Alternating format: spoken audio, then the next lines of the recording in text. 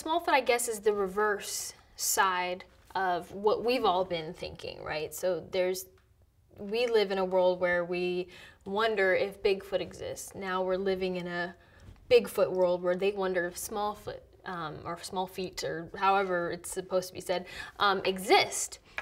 Which I think is fun, because now you're seeing life through the eyes of another living thing that may or may not be real.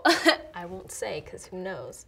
But I think, to me, it's really cool, and it's a cool way to flip things, you know, because I think it's always important when you're telling a story to be able to, again, step into somebody else's shoes and see their side of life and their perspective. And I think now we get to live above the clouds and find out how these Yetis live, you know, how the world that they've created for themselves away from humans, and how at some point, if they even know that we exist, they learn how to, I guess, coexist.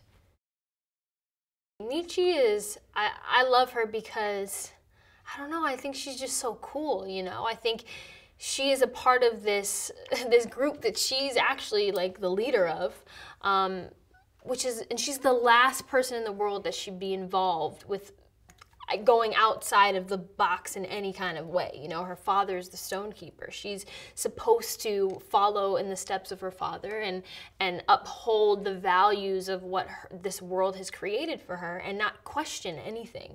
But I think little does everyone know, all she does is question things. All she wants to do is figure out what's below the clouds. What else is there? We can't just be the only thing. And so she's constantly having these thoughts and ideas, and instead of just thinking it and then shoving it down, she actually acts on it. She's actually actively, you know, finding other friends and people who are just like her and trying to find out if these things exist. Miko is one of those people that I think has always had these thoughts and ideas, but never had a group or a place to release it. And obviously he's the first one and the only one, they think, to have ever seen one.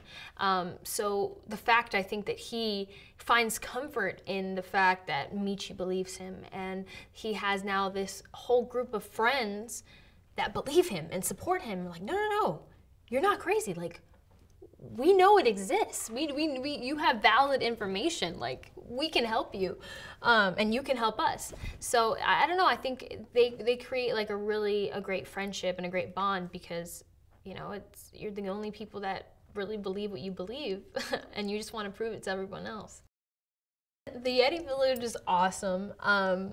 It's cool the way I think everybody has their own jobs and everybody lives in like just this wonderful like Yeti utopia. And I would love to visit. I think I would be freezing, and it wouldn't necessarily work for human environments, but it's a wonderful Yeti place to live.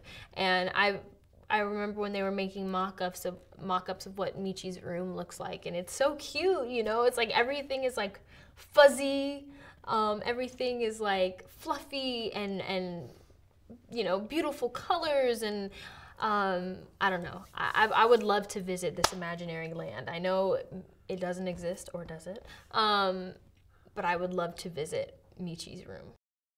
Music, I think, in anything always heightens the emotion of things, because, I don't know, music just has a way of making you feel. That's why there's scoring to movies, because it just heightens the feeling of everything. It just makes everything better. So having music in it feels good.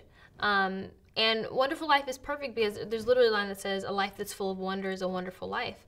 I think a life where you're able to ask questions and to think and to be free to have, you know, these ideas and thoughts and